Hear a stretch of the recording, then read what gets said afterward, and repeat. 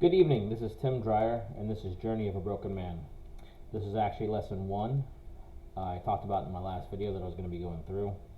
I have finished the study. I don't know if I've actually followed it completely.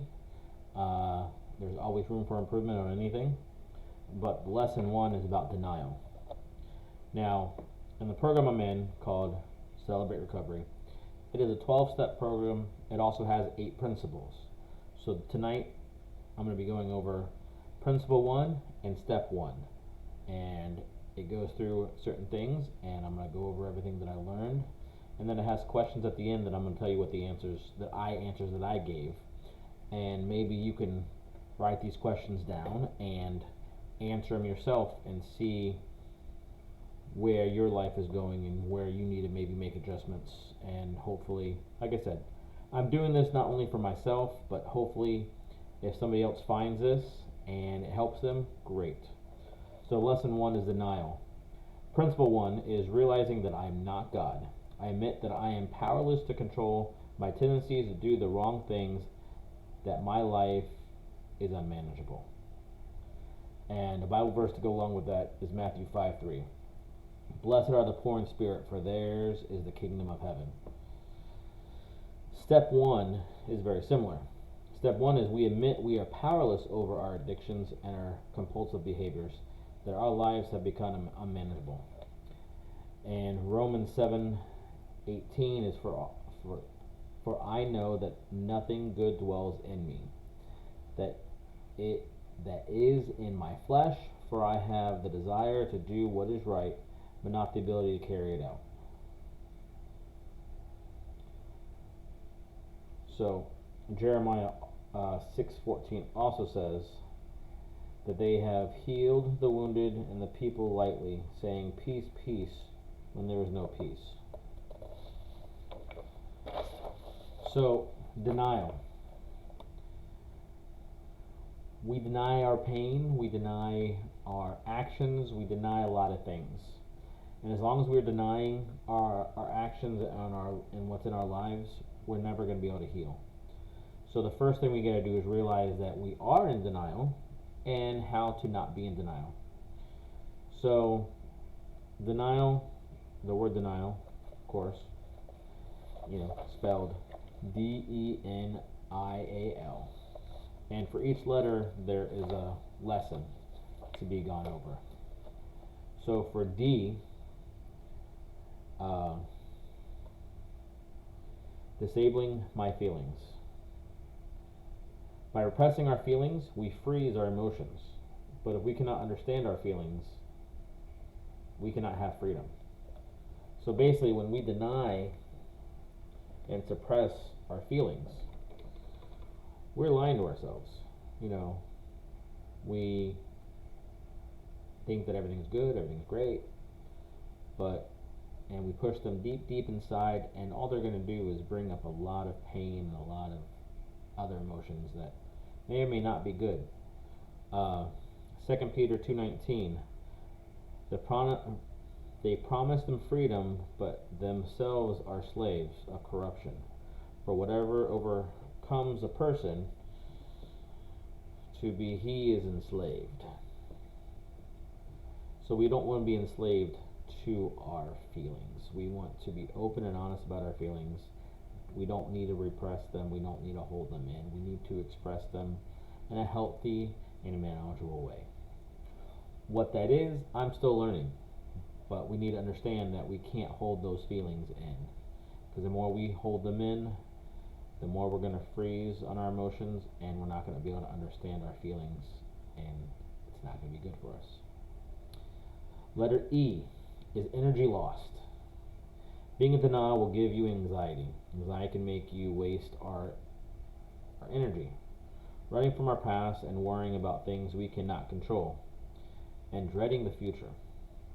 We can only make positive changes in the present, and that is where our changes need to happen.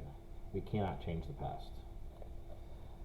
We cannot, no matter what we do, we can't go back and change the past. Maybe one day, time machine will be invented, but hey, I don't think that's ever going to happen, at least in our lifetime. But we can't change the past. We can only change the present. We can only change what we have now. And we need to understand that we can change our actions, our feelings. We just have to retrain them to be more positive. Especially with me with anger, I need to learn how to focus my energy elsewhere.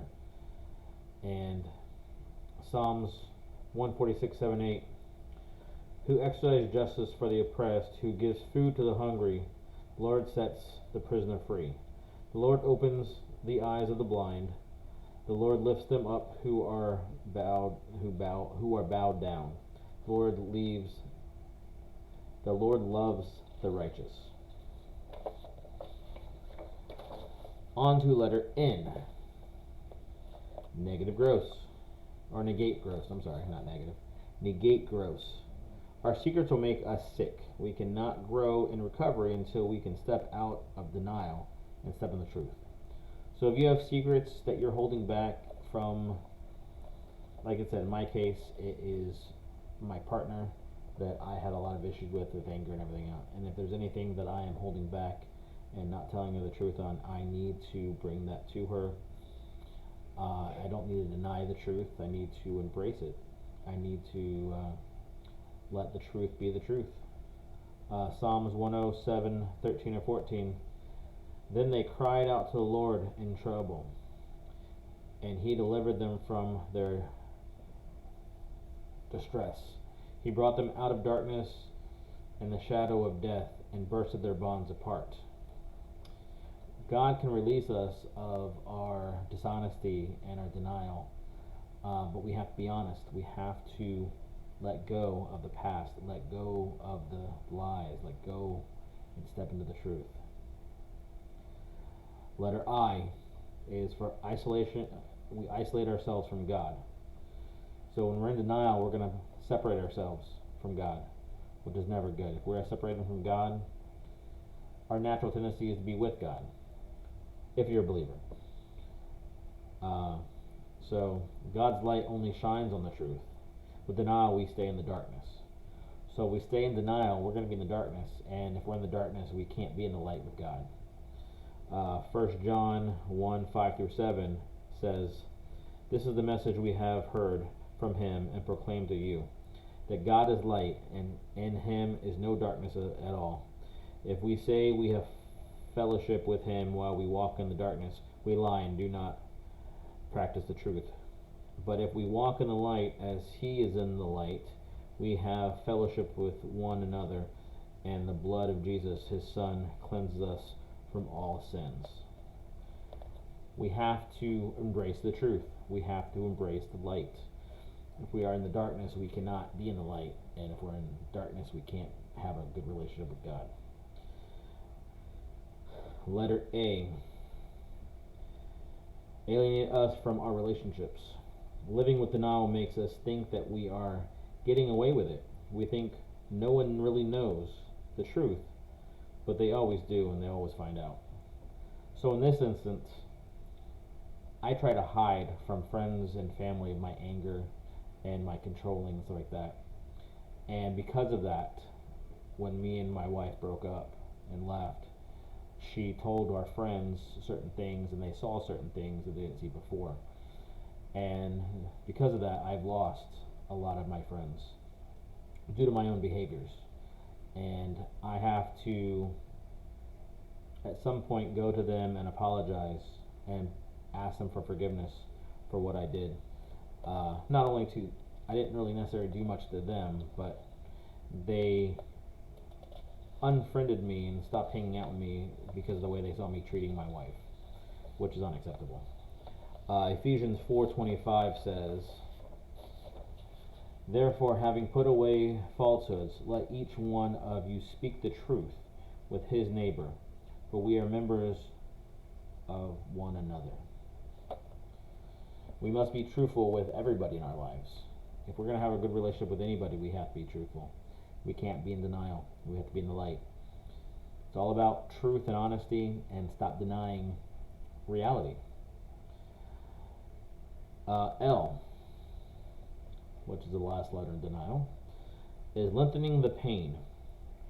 With denial, we have false belief that protects us from our own pain. What it really does is it lets the pain fester and grow and turn into shame and guilt. If we keep in denial and we push those feelings down, we push them down and we repress them and repress them, we're just going to end up hating ourselves and others. Jeremiah 30:17 says, "For I will restore health to you and your wounds, and I will heal, declared the Lord, because they have called you an outcast. It is Zion from whom no one cares." Now, that is all the things for denial. And as part of step one, we must stop being in denial and step into a higher power, which is Jesus Christ. At least that's what I believe. If you believe in another higher power, then maybe putting your trust in that higher power might help you. Again, this is biblical based. Not everybody that might watch this is Christians, but this 12-step program works for anybody, religious, non-religious. The principles are sound. But He, God, Jesus, loves us unconditionally and will give us all the love we need and all the grace we need. Now on to the 9 questions that were asked at the end of this lesson that I did. And I'm going to answer them as honestly as I can. And maybe you should jot these down and answer them yourselves, and it might give you some insight to what's going on in your life. Question 1, what areas of your life do you have power over? To tell you the truth, I don't have power over much. I've realized in my journey, just started the journey, that I don't have a control over a lot. I was in denial of a lot of things, and I need help, and that's the whole reason why I'm doing this. The things I do have power over is I have power over getting myself up, getting myself dressed, eating, sleeping, getting myself to work. Those things I do have power over. Those are things that I have to force myself to do sometimes, especially right now with being depressed. But I have control over it, and I can do it. It's hard, but I can do it. Question 2, what areas of your life are out of control and unmanageable? First of all, my anger. I've had anger issues since my dad passed away when I was 14. I never really dealt with that. I'm in therapy, and I'm going to be touching on that in therapy a lot. And I'll bring up my therapy sessions in these conversations as well. I'm very open about what's going on in my life. That's the whole point of these videos. So, also being controlling. I was very controlling of my wife. And depression. Depression is something that I'm dealing with right now. Dealing with the loss of her. And I think I've been in depression a lot longer than that. But that's something for another question. Number 3, how do you think taking the first step will help? Well, I'm not really sure. I know being truthful is going to help certain things. Stop denying and start healing. Not only for me, but for my family. I need to stop denying my issues and hit them straight on. Question 4, as a child, what coping skills did you use to get attention or to protect yourself? I didn't really have any coping skills because I was always taught that men don't show feeling, so I held a lot of the pain inside, which probably didn't help with when my dad died. I didn't let the emotion out. I didn't deal with it. So there's part of my problem right there, probably. Number 5, in my family origin, what was the family secret that everybody was trying to protect? In my family, I didn't have any secrets as far as I know. There might be some in that I don't remember, but honestly, I don't think there was any deep, dark secrets that my family had that we were trying to hide. How do you handle pain and disappointment? I don't handle it well. I lash out at people that I love. I get angry. I push people away. And then I just shut down and feel hopeless. The feeling of hopelessness and depression is something that happens to me whenever I have a lot of pain and disappointment. Question number 7. How can you begin to address your denial? Well, by giving it to God. and letting him take control of my life. That one was kind of straight and to the point. You gotta let God in. You gotta let God take control. In what areas of your life are you now beginning to face reality and break the effects of the denial? Well, my anger most of all. I never knew it was this bad until my wife left.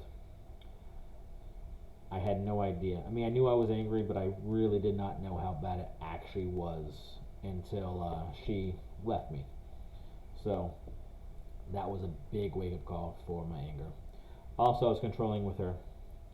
A few of the ways I was controlling with her was money. I would put her down to get my way. I would get mad and use my anger and control to get what I wanted. I'm sure there's a lot of other ways, but those I think were the biggest ones I had. And depression. I never knew I was depressed, but looking back, I think I've been in depression for a long time. I never really dealt with my dad's death, and that's why, I think that it's followed me my whole life, and I think the depression has been there for a long time. Question number 9, the last question, is: are you starting to develop a support team? Are you asking people for phone numbers in your meetings? So, Celebrate Recovery is a group that meets at different churches all across the country. So it's not just here in Florida where I live, it's all over the country. And it's a great support group. I've been to a few meetings. I need to start getting some people's phone numbers, but having a support team is very, very important. You need a support team if you're going to actually be able to get recovered. I have a few people that I talked to from before that were friends, but I need to grow my support group even bigger. Well, that will conclude this episode. Hopefully this helps people. Comment, follow, share. If you're watching this and it's helping you, if you think it's going to help you, great. I'd love to hear from you. If you want to tell me your story, I'd love to talk to anybody that wants to tell me their stories and everything. Like I said, I don't expect anybody to really watch this. If it takes off, great. If it doesn't, hopefully one day somebody will see this and it will help them. But for now, have a good evening. Good night.